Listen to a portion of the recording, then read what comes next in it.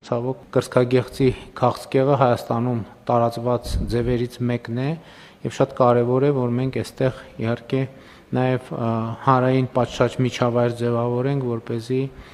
քաջալերենք մեր կանանց, որպեսզի նրանք հաճախակի կամ սահմանված ժամանակահատվածում այդ հետազոտություններն անցնեն, իհարկե առողջապահության համընդհանուր ապահովագրության համակարգի ներդրումով այս խնդիրը ավելի ինստիտուցիոնալ հենքի վրա կդրվի։ Ես վերջին օրերին հատկապես շատ ասում եմ եւ արձանագրում եմ, որ Հայաստանի Հանրապետությունում չկա գետ մի խնդիր, որի լուծումը չի անցնում կրթության միջոցով։ Սա էլ է այդ դեպքերից։ Պետք է խոստովանենք, որ չունենք այդ գիտելիք։ Էս էլ է այն թեման, որի լուծումը անցնում է կրթության միջոցով։ Եվ մեր բոլոր բացարձակապես բոլոր ոլորտների բոլոր հարցերը, բացարձակապես բոլոր ոլորտների բոլոր հարցերի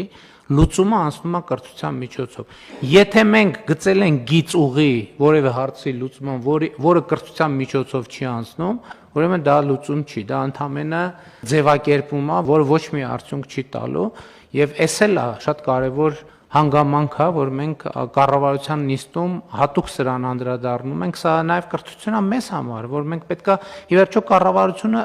առաջնորդն է երկրի եւ հանրության։ Եվ կառավարությունը այո պետք է առաջնորդի այդ թվում այս դեպքում մարդկանց իրազեկելով, մարդկանց ցույց տալով, մարդկանց հորդորելով, խնդրելով, ճանապարհը ցույց տալով, որպեսզի մենք էլի չգնանք ամենավերջին կետերին հասնենք,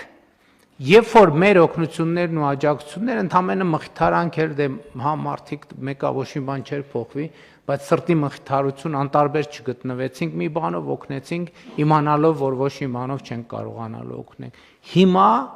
այսպես այս մեթոդով մենք կարող ենք օգնել եւ յուրաքանչյուրը ինքը իրեն կարող է օգնել եւ իմ կոչն ու խնդրանքն է մեր հարգելի կանանց, որպեսզի նրանք անպայման այս կանխարգելիչ հետազոտությունները անցնեն։